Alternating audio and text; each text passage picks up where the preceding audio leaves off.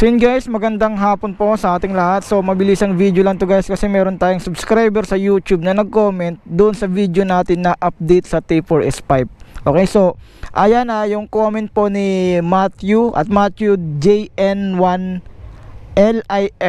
Yan, yung isa sa mga subscriber natin o isa sa mga viewers natin na nag-comment about sa T4S natin. So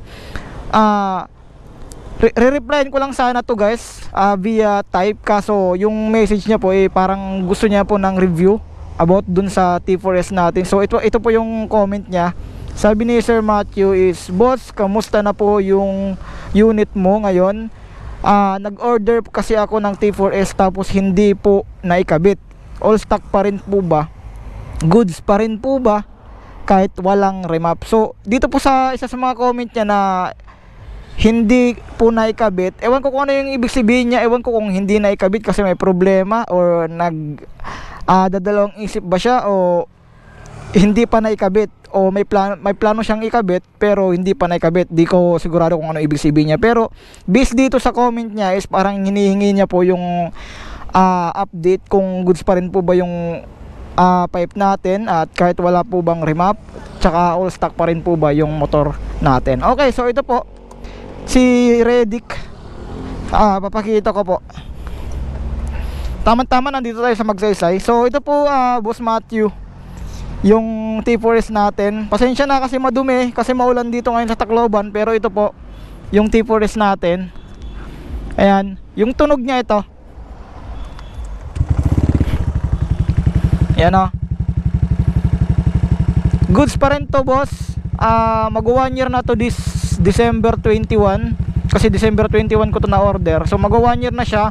Wala po siyang remap. Okay, ito yung tunog nya, diba? Pasensya na boss kung madumi kasi maulan dito. Hindi maintindihan yung panahon dito. Ulan, ulan na araw, kaya nakakatamad maglinis. Tsaka yung ulan dito parang ambon na malakas, parang ganon, diba? Ayan yung tunog nya. Pag naka minor, ayan yung nya, tunog nya, diba? Pag binirit mo naman ito, diba? Yung tunogan na ito boss is para po siyang JBT. Linisan natin ng konti. Ayan o. Pasensya na guys kung madumi yung motor natin ngayon kasi maulan talaga dito. Ayan o. Quick review lang to guys kasi meron tayong subscriber na nag-comment. So Boss Matthew, para maliwanagan ka, itong pipe na to is hindi po kasi to open pipe, so no need to remap. Yung kahit nga yung JBT guys na mas malakas dito, yung iba hindi na nire-remap. Nire-remap mo lang po boss pag naglalaro ka, nagda-drag race ka, kargado motor mo. Yung ibig sabihin kasi ng remap is tinatanggalan po ng limitasyon yung RPM ng motor mo o yung silinyador mo. Tinatanggalan mo ng limitasyon. So anytime, kahit ilang piga pa yan, hindi yan magkakaroon ng limit. Ganun po yung ibig sabihin ng remap, di ba? Try mo po ikabit boss yung sayo para malaman mo talaga yung tunog. Yung ginawa lang ni Ruel, nilagyan niya lang ng ano ba yung parang padikit dun sa may bandang bandang yung kakabitan ng tambucho natin. Tapos hindi po siya ni-remap, ni-reset ECU lang. Walang remap na nangyari, walang pagbabago sa engine. Reset ECU lang para ma-refresh yung engine mo. Kumbaga para pag ni-reset mo yung ECU mo, yung susundin na ng ECU mo is yung bago mong tambucho. Ayun po yung ginawa ni Roel. Reset ECU lang, walang remap. Kung ito sa mga viewers natin dyan na hindi pa alam kung saan natin to binili, ilalagay ko na lang guys sa description. Sa Facebook ilalagay ko na lang yung link sa description. Click nyo na lang po guys doon po natin yan binili sa Shopee. didirekta po kayo pag click nyo po yung link na yan na nasa description pag sa Facebook page. Okay? Pag sa Facebook page nyo po ito nakita tong video na to. Pag sa YouTube naman po, click nyo lang po yan yung nandyan sa video na yan, sa may bandang kaliwa sa baba, yung parang product dyan, i-click nyo lang po yan, didirekta po kayo sa Shopee. Ganon din po sa Facebook ha, didirekta po kayo yan sa Shopee kung saan natin to binili. Pag sa Facebook yung link, click nyo po sa description. Pag sa YouTube naman po, i-click nyo po yung product na nasa gilid sa may bandang kaliwa pag nakaharap ka po sa video mo, sa may cellphone mo o sa may desktop mo o sa laptop mo. Click nyo lang po yung product, tapos lalabas po dyan yung product kung saan natin yan binili. Click nyo po yun ulit, papasok po kayo sa Shopee, doon po natin yan binili. Okay, halagang 1,500.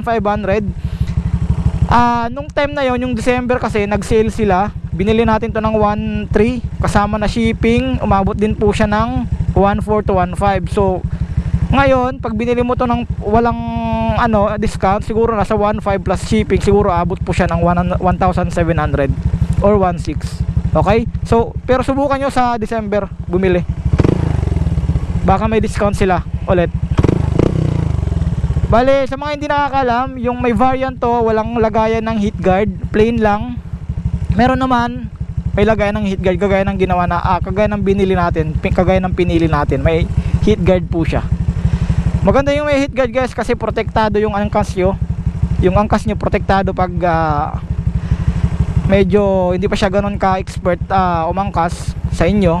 Protektado kasi mahirap na baka mapasok yung paa, di ba? So ito, road test natin.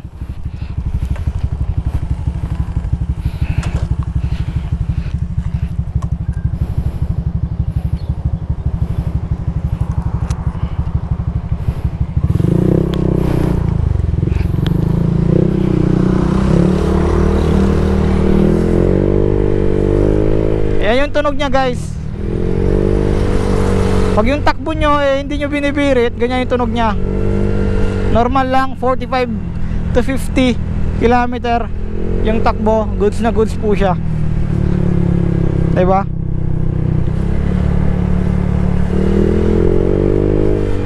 Pero pag binibirit nyo to guys, sulit na sulit yung tambutso na to. Marami yung ilan lang yung meron yan dito. Ewan ko kung napapangitan sila or ayaw nila yung design. Pero sa akin kasi yung design sakto lang naman. Yung performance niya kasi,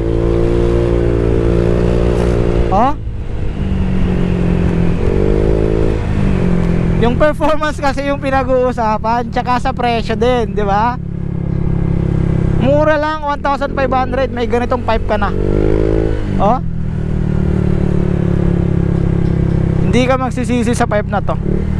Walang remap na mangyayari. Reset ECU lang.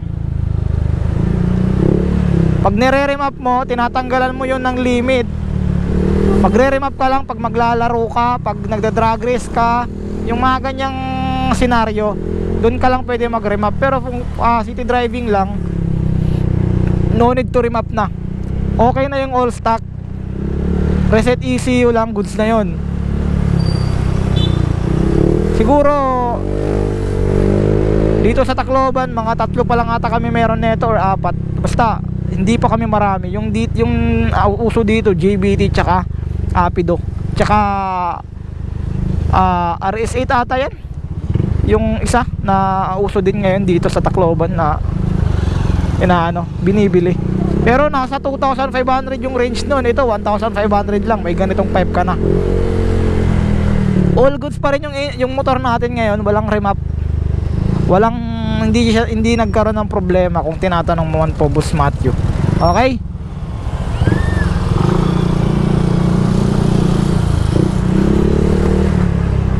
So yan boss, sana naliwanagan ka at sana nabigyan kita ng information about dito sa tambutso natin. So sana nakatulong to sa inyo. Sana nakatulong to sa itong video natin ngayon. So quick video lang naman to para ma-update lang kita. So magko-comment lang sana talaga ako, kaso feel ko mas maganda na gawan ko na lang din ng video para din sa mga viewers natin o subscriber natin na gustong bumili na ito, 'di ba? Kumbaga update na rin dito sa tambucho natin, 'di ba?